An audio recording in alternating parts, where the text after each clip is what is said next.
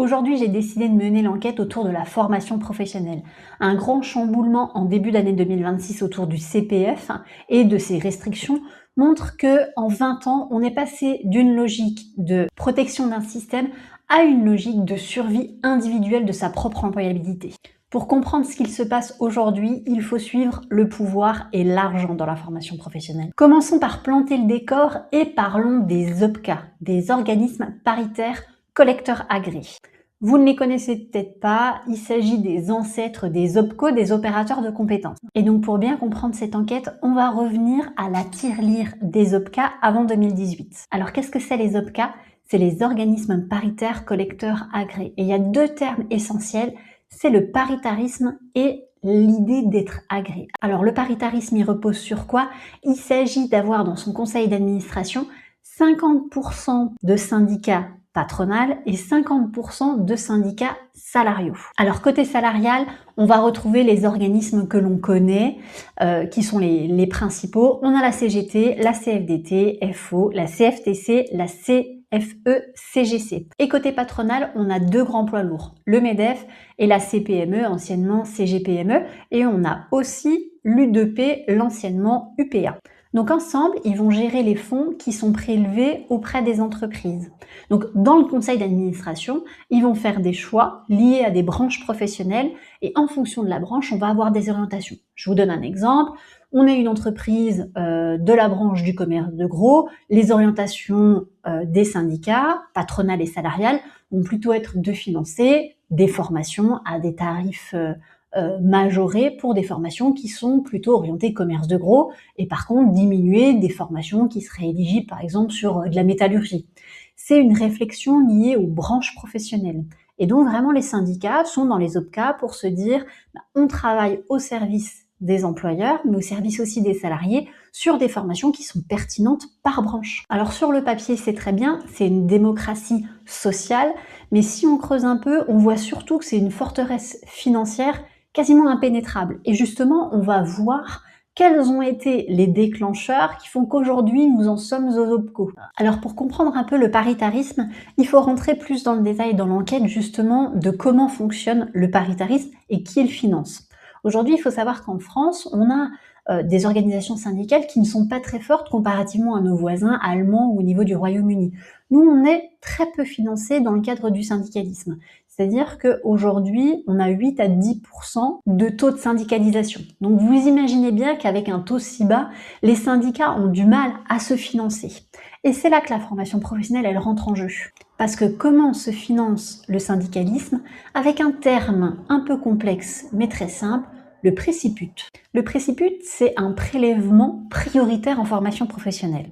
Avant même que l'argent ne serve à former les salariés, il sert tout d'abord à financer les syndicats. Donc c'était prélevé au niveau du conseil d'administration des OPCA, en direct par les organisations syndicales qui y étaient. Donc c'était un peu un droit de gestion qui s'est transformé en survie financière. Mais tout ça a commencé à changer en 2011 avec le rapport Perruchot. En 2011, le député Nicolas Perruchot, il lance une commission parlementaire pour enquêter justement sur le fonctionnement du paritarisme dans la formation professionnelle.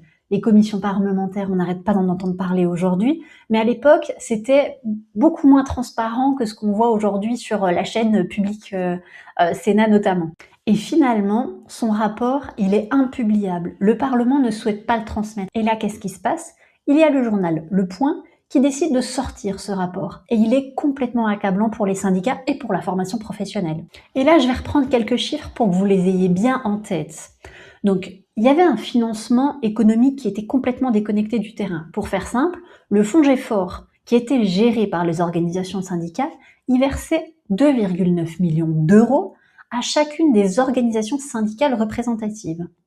Peu importe leur audience réelle, peu importe le nombre de syndicalisés qu'ils avaient. Et le chèque est le même pour tous. Et ensuite, il y a une partie un peu de juge et partie, puisque c'est le conseil d'administration qui déterminait les montants reversés aux représentations syndicales et patronales, alors qu'elles-mêmes étaient membres du conseil d'administration. Et donc, il y a eu deux éléments dans cette commission qui ont montré des détournements flagrants. Alors, la première, ça servait à la CGPME, par exemple, à utiliser ses fonds pour payer des abonnements à ses administrateurs, à son propre magazine. Vous voyez un peu le cercle vicieux des fonds et de la transférabilité des fonds. Et ensuite, il y avait des événements qui étaient financés à hauteur de 330 000 € autour de Planète PME. Il y avait une opacité aussi des frais de gestion où l'UPA a justifié de plus de 546 000 € de frais pour des simples réunions de concertation en une seule année. Donc vous voyez, tout ça dans ce rapport, ça montrait une opacité totale des fonds de la formation dirigés vers les organisations syndicales et patronales. Et donc là, le diagnostic est posé. C'est-à-dire qu'aujourd'hui, on voit que le syndicalisme est devenu bureaucratique et que seuls 4% des ressources viennent réellement des personnes qui sont syndiquées. Et donc, une grosse partie venait des fonds de la formation professionnelle. La première offensive à tout ça, c'est la loi de septembre 2009. L'ambition de la loi de septembre 2009, c'est de regrouper les OPCA ensemble pour optimiser l'utilisation des fonds de la formation. Tout ça se met réellement en place en 2012. En 2012, l'administration ne délivre plus que 48 agréments pour les OPCA, contre 96 en 1995. C'est donc une réduction de moitié qui amène donc vers une centralisation de la formation professionnelle et surtout de ses fonds. Et c'est là aussi que d'un point de vue sémantique, les choses commencent à changer. On voit de plus en plus mis en avant le terme compétence. On parle moins de métier et de qualification, mais on va plutôt tourner autour de la compétence. Et ce changement sémantique, il est important. Parce qu'avec le rapport qu'on vient d'avoir en 2011 de Perruchot, ce qu'on peut voir, c'est qu'on souhaite démanteler complètement la bureaucratie syndicale pour aller justement vers une prise de liberté de l'individu de ses propres compétences et donc remettre l'individu au centre et au cœur de son propre parcours. Donc on peut dire à ce moment-là qu'il y a un objectif triple. Le premier, c'est asphyxier très clairement le financement du syndicalisme par la formation professionnelle. Le deuxième, c'est la volonté petit à petit de nationaliser la collecte des fonds de la formation. Et on le verra par après, puisqu'on y est aujourd'hui, avec une collecte par l'URSSAF. Ça permet de ne plus avoir une collecte dans les mains des syndicats, mais une collecte directement par l'État. Et là, on rentre dans le cœur de ce qu'est aujourd'hui la formation professionnelle, c'est-à-dire la responsabilité de l'individu dans son propre parcours et dans sa montée en compétences. Si vous n'êtes pas formé, c'est pas la faute de l'OPCA défaillant, mais c'est de votre propre responsabilité que de monter en compétences et de répondre à votre employabilité. Alors vous allez le voir, il y a une nuance par la suite quand même que je vais apporter, mais néanmoins, c'est la direction qu'on prend. Alors si la loi de 2009, elle a réduit le nombre d'OPCO, la loi de 2014, elle va changer complètement les leviers financiers de la formation professionnelle. Premier point, c'est avant 2014, il y a une obligation pour les entreprises qui s'appelle l'obligation fiscale de formation professionnelle.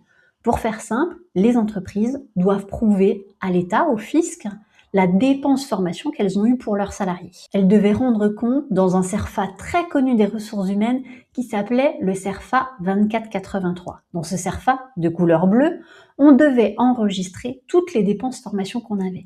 Alors soit on les enregistrait au titre de versements qu'on avait réalisés auprès de notre OPCA à l'époque, ou alors on justifiait de formations qu'on avait réalisées sans forcément passer par notre OPCA, mais réalisées nous-mêmes de notre propre chef en tant qu'entreprise. Et donc ça, c'était le CERFA 2483. Mais après 2014, tout a changé. Le CERFA 2483 disparaît au profit d'une obligation sociale de maintenir l'employabilité de son salarié. Et comment on maintient l'employabilité de son salarié? En le formant. Et c'est là qu'on voit naître l'entretien professionnel qui oblige l'employeur à voir le salarié tous les 2 ans et au bout de 6 ans à faire un bilan qui nous permet d'identifier si le salarié a bien eu ses entretiens professionnels et a bien suivi une formation qui lui permettait de maintenir son employabilité. C'est aussi à ce moment-là qu'on voit naître le CPF, on supprime le droit individuel à la formation, le DIF, et on voit naître le compte personnel de formation. Mais attention, à ce stade-là, le CPF est en heure et ce sont toujours les syndicats qui viennent gérer le financement de la formation. Le vrai coup de force et le vrai changement, il arrive 4 ans plus tard, en 2018. Je vous l'ai dit tout à l'heure, je voulais revenir sur cette notion d'employabilité que l'on doit porter au titre de l'individu. Alors c'est pas tout à fait vrai, aujourd'hui on a plusieurs jurisprudences qui nous montrent qu'il est essentiel, même au-delà d'essentiel, qu'il est obligatoire pour l'employeur de former son salarié, non pas simplement au poste de travail, mais aussi au maintien de son employabilité s'il devait trouver un poste demain. Ce qui veut dire qu'aujourd'hui, dans des grands bouleversements qu'on a autour du numérique notamment, il serait indispensable pour un employeur de montrer comment il assure l'employabilité de son salarié. Pas simplement sa capacité à occuper un poste, mais bien la capacité pour un employeur de montrer qu'il a formé son salarié à occuper un autre poste demain dans le cadre du maintien de son employabilité. Ça, c'est écrit dans le Code du travail et on a de nombreuses jurisprudences sur le sujet. Petit point complémentaire, depuis 2026, on a l'entretien de parcours professionnel qui vient remplacer l'entretien professionnel dont je vous ai parlé tout à l'heure. Avant, c'était tous les 2 ans avec un bilan à 6 ans. Maintenant, c'est tous les 4 ans avec un bilan à 8 ans. Avec les mêmes obligations, c'est-à-dire avoir réalisé des entretiens de parcours professionnel et avoir suivi une formation dite non obligatoire ou en tout cas pour le maintien de son employabilité. Et en 2018, on a vu naître un petit nouveau. Le petit nouveau, c'est France Compétences, l'instance de régulation de la formation professionnelle. Imaginez un peu France Compétences comme une tour de contrôle de régulation de la formation professionnelle, tout ça un peu avec l'idée de nationaliser la formation professionnelle. Et alors, il y a un point important et essentiel à comprendre. Souvenez-vous, dans la première partie, je vous explique que les conseils d'administration des OPCO, ils sont composés de 50% d'organisations syndicales et de 50% d'organisations patronales. Bien, en 2018, ça change. Ils sont toujours composés de 50% d'organisations patronales et 50% d'organisations syndicales, mais ce qui change énormément, ça va être l'État qui revient dans le conseil d'administration des OPCO. Donc là, ils ne sont pas simplement présents comme observateurs, mais plutôt comme régulateurs, et surtout, ils valident les budgets. Les 48 OPCA deviennent 11 OPCO, ils perdent leur autonomie et deviennent un peu sous tutelle de l'État. Et quand je dis l'État, c'est aussi France Compétences. Et il y a un point complémentaire, c'est qu'il ne vient pas seul, c'est qu'il y a la mise en place d'une convention d'objectifs et de moyens entre l'État et les OPCO. Et justement, je voulais vous montrer une convention d'objectifs et de moyens, là en l'occurrence de l'OPCO EP des entreprises de proximité, où on va retrouver un certain nombre de choses intéressantes. Alors l'objet de la convention, le diagnostic partagé avec les branches professionnelles qui sont adhérentes à l'OPCO, le type d'entreprise donc qui sont adhérentes, et ensuite on va avoir justement les orientations. Donc là, on en a garantir à tous les bénéficiaires potentiels un accès plus large à la formation professionnelle et à l'alternance, accompagner les branches professionnelles, les entreprises et les individus dans l'adaptation des mutations. On va avoir appuyé les entreprises dans leur effort d'investissement, poursuivre le déploiement de la structure et de l'organisation territoriale en optimisant l'articulation entre les branches pro et le territoire dans le cadre des missions de l'OPCO. Ensuite, on va avoir l'identification des objectifs. Donc effectivement, on a des objectifs qui sont mis en place avec l'État ou pour l'État concernant les opérateurs de compétences, avec des indicateurs qui montrent du coup ce qui a été fait précédemment pour montrer quels sont les objectifs qui sont fixés pour la suite. Donc vous voyez, on a plusieurs indicateurs ici. Donc c'est une partie intéressante avec les indicateurs spécifiques, mais il y a une partie, je trouve, qui est très, très intéressante, qui concerne justement les frais de gestion. Donc les frais de gestion, c'est ce qui est prélevé par, l'OPCO au titre, des versements qui sont effectués par les entreprises et qui lui permettent du coup de fonctionner. Et donc là, on a l'identification des frais de gestion, des frais d'information et ici, on a la modulation des frais de gestion par type de financement. Et là, on voit quand même qu'on a des frais de gestion relativement élevés, on est à 7 globalement en moyenne. Ensuite, les modalités de suivi, les mécanismes d'alerte et la signature de l'État et de la présidente du conseil d'administration et du vice-président. Voilà pour la convention d'objectifs et de moyens. Et si l'OPCO, il ne respecte pas les termes de la convention, l'État, il peut dire: «Vous n'êtes plus agréé». Parce qu'on a toujours cette perception d'agrément de l'État, même si ça n'apparaît plus dans le titre. Et France Compétences là-dedans, lui, il vient réguler, il donne à qui de droit, en fonction des enveloppes qui lui sont attribuées. Et donc là, il y a un reversement stratégique, piloté par le gouvernement. Je vais quand même m'attarder sur France Compétences pour bien comprendre cette instance de régulation. Parce qu'on en a quand même beaucoup entendu parler les premières années où ils ont été mis en place, puisque c'est depuis 2018, là on est en 2026. Ce qu'il faut savoir, c'est que les premières années, on a eu France Compétences en déficit total. Alors il y a eu la volonté du gouvernement de faire accélérer le CPF, de faire accélérer le financement de l'apprentissage, et donc là il y a eu un gouffre financier ouvert pour ces types de dispositifs. Et quand je dis déficit, on parle de 3 à 4 milliards d'euros par an. Et donc ce qu'il faut comprendre aussi, C'est qu'on a changé la mécanique de versement des fonds de la formation. Je vous le disais, avant, c'était les OPCA et les OPCO qui percevaient le financement de la formation. Et depuis 2018, on n'a plus du tout les OPCO qui perçoivent le financement global de la formation.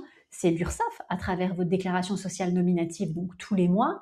Vous continuez à verser auprès de votre OPCA, mais cette fois-ci, ça concerne que les spécificités de la branche. C'est-à-dire que ça ne concerne pas votre 1% légal de la formation. Ça concerne vraiment des cotisations complémentaires liées à la branche que vous appliquez. Et là, c'est à ce moment-là que vous allez verser à votre OPCA, mais sinon, c'est l'URSSAF qui va collecter les fonds de la formation au global. Ces fonds qui viendront financer tous les fonds mutualisés de l'alternance, le CPF, tout ce qui concerne aussi la formation des demandeurs d'emploi. À l'époque, on l'appelait le FPSPP, en 2009, quand il a été créé, le Fonds paritaire de sécurisation des parcours professionnels.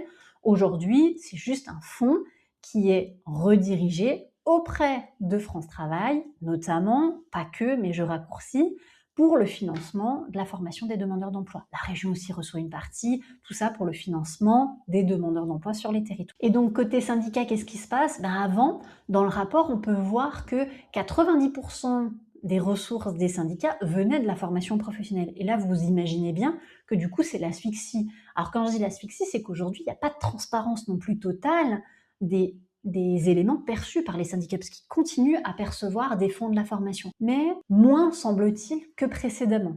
Alors, est-ce qu'on le voit réellement? Honnêtement, il faudrait vraiment qu'on rentre très précisément sur les comptes, et même le livre jaune de la formation professionnelle, aujourd'hui, ne nous permet pas pleinement. Mais donc, avant, en tout cas, on avait 90% des syndicats qui arrivaient à vivre grâce au financement qui était perçu dans le cadre de la formation professionnelle. Là, aujourd'hui, on sait que c'est beaucoup moins. Et on revient par un financement géré par l'État. Et donc là, en 2026, fin d'année 2025, début d'année 2026, on a une grande nouvelle. France Compétences est à nouveau excédentaire. Qu'est-ce qui se passe pour que France Compétences soit à nouveau excédentaire? Tout simplement, on ferme les vannes. Aujourd'hui, le CPF est conditionné, l'aide à l'apprentissage n'est plus du tout la même que précédemment, donc on a fermé les vannes, et forcément, France Compétences, quand on ferme les vannes, va beaucoup mieux. On attend de voir sur ce début d'année quels vont être les plafonnements du CPF. Aujourd'hui, on a une orientation autour de 1 500, 1 600 € de plafonnement, alors qu'effectivement, vous continuez à cumuler 500 € par an ou 800 € par an en fonction de votre niveau d'études. Et donc, vous pouvez avoir des compteurs qui vont 5 000 ou 8 000 € et des fois bien plus suite au changement entre le passage en heures, en euros. Si aujourd'hui, vous avez continué à cumuler, vous pouvez avoir des compteurs qui sont bien supérieurs à 5 000 et 8 000 €. Et pour autant, vous ne pourrez plus que financer à hauteur peut-être de 1 500, 1 600 €. Là, pour l'instant, les chiffres, ce sont des chiffres qui circulent, mais on n'a pas non plus de certitude concernant ces chiffres-là. Il y a une dernière partie que je souhaitais aborder, c'est comment l'individu aujourd'hui, il est seul justement dans sa montée en compétences. En 2018, on a une loi qui s'appelle choisir son avenir professionnel. Parce qu'en cassant le fonctionnement des OPCA à l'époque et aujourd'hui des OPCO et le financement aussi du paritarisme, eh bien finalement aujourd'hui l'individu il est un peu seul face à sa montée en compétences. Et quand on est seul, ça peut être très vite la fosse au lion. Je vous donne quelques exemples. Le premier, vous avez sûrement été sollicité par des organismes qui n'ont pas arrêté de vous appeler pour utiliser votre CPF pendant la période Covid, mais aussi après, pour utiliser votre CPF avec des éléments complètement frauduleux. Alors, je vous mets quelques articles pour que vous puissiez voir toutes les affaires qui sont sorties autour du financement frauduleux de la formation professionnelle dans le cadre du CPF, et on parle quand même de milliers, voire de milliards d'euros. On parle aussi de 200 000 formations qui vous sont accessibles aujourd'hui. Alors, comment faire le tri dans les organismes de formation? Alors, je vous ferai peut-être une prochaine vidéo sur comment faire le tri dans les organismes de formation, parce que c'est pas si simple. Ne vous fiez pas simplement à un Calliope, parce que même si ça veut dire un certain nombre de choses, ça veut pas tout dire non plus sur la qualité pédagogique. Donc, faites bien attention à ça. Mais force est de constater que quand l'individu il est seul face à un catalogue de formation, c'est pas si simple. Alors vous n'êtes pas forcément seul, vous avez les conseillers en évolution professionnelle, les CEP, que vous pouvez solliciter sur vos territoires, qui peuvent être France Travail si vous êtes demandeur d'emploi, l'APEX si vous êtes cadre, qui peuvent être les missions locales si vous êtes jeune, qui peuvent être Cap Emploi si vous êtes un salarié pardon, en situation de handicap.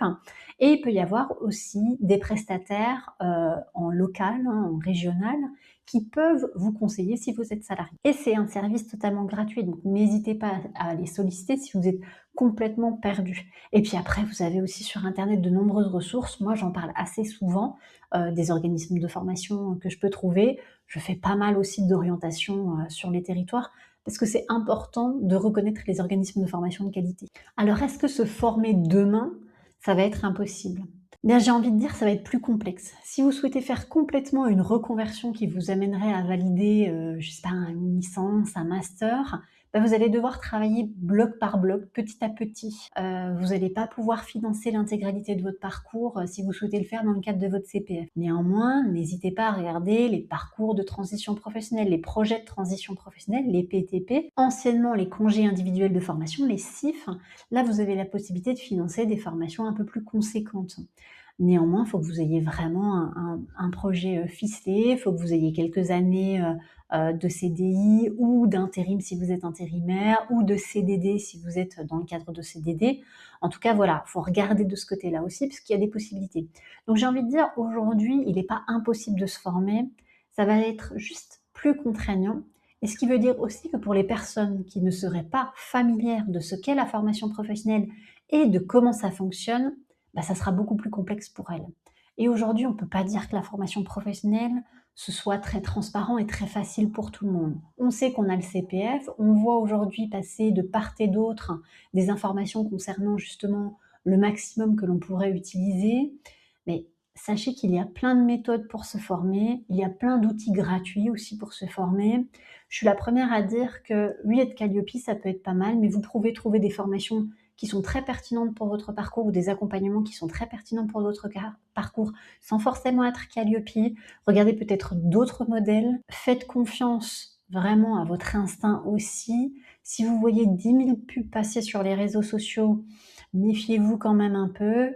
On ne sait jamais, mais il n'est pas impossible de se former aujourd'hui. C'est juste que le schéma de formation n'est plus du tout le même que précédemment. N'oubliez pas aussi que vous pouvez toujours négocier avec votre employeur. Vous avez votre entretien de parcours professionnel. Alors, tous les 4 ans, hein, c'est plus aussi récurrent avant. Quand vous rentrez dans une structure, c'est la première année, puis après, c'est tous les 4 ans. Mais vous pouvez faire des demandes de formation à votre employeur aussi dans ces moments-là, puisque c'est aussi lui qui doit assurer encore une fois l'employabilité. Je vous ferai une vidéo sur comment négocier une formation, mais pensez bien à toutes les solutions qui vous sont ouvertes. Vous avez des solutions quand vous êtes demandeur d'emploi, quand vous êtes salarié, quand vous êtes en reconversion. Il en existe plein. Si vous avez des questions, n'hésitez pas à les poser en commentaire, j'y répondrai. À très vite pour une nouvelle vidéo.